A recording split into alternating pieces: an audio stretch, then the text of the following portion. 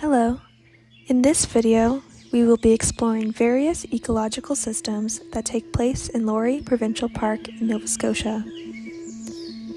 Laurie Park is a place that I hold very dear to my heart. I've made many memories here over the past 2 decades of my life. I love to sit outside and listen to the birds chirping, just like in this audio that you hear by Cosmo Sheldrake called Dawn Chorus. The dawn chorus is a beautiful melody where birds, often male, sing out to attract a mate and defend their territory. Laurie Park is located on Shubenacadie Grand Lake, with a mixture of ecosystems, like the terrestrial ecosystem is part of the Acadian forest, and the aquatic ecosystem is part of the freshwater lake. One of my favorite things to do is sit on top of a cliff and watch the ducks play in the water. The ducks will dive under the water and catch insects to eat. This is an example of a biotic relationship where the duck is the predator and the insect is the prey.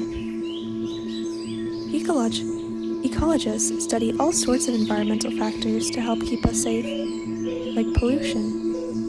A few years ago, the algae levels became too high and there was an algae bloom, and the water at Laurie Park was unsafe to swim in. Particularly, it was lethal to dogs.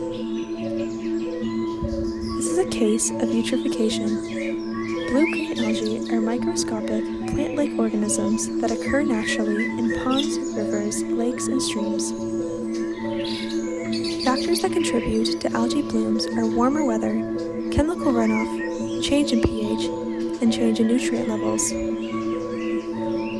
Algae use photosynthesis to produce energy, and because they are fast-growing, they can deplete oxygen levels in water, killing fish and other organisms, and even block sunlight from reaching the other organisms deeper in the water. This can be detrimental, which is why it's very important that we monitor the algae levels in the lakes. I would like to take a moment to acknowledge the land on which I reside on, which does not belong to me, and I would like to thank the Mi'kmaq people for their contributions to the land.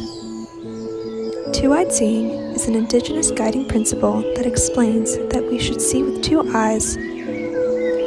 One eye we should see with the strengths of Indigenous knowledge and ways of knowing, and with the other we should see with the strength of Western knowledge and ways of knowing.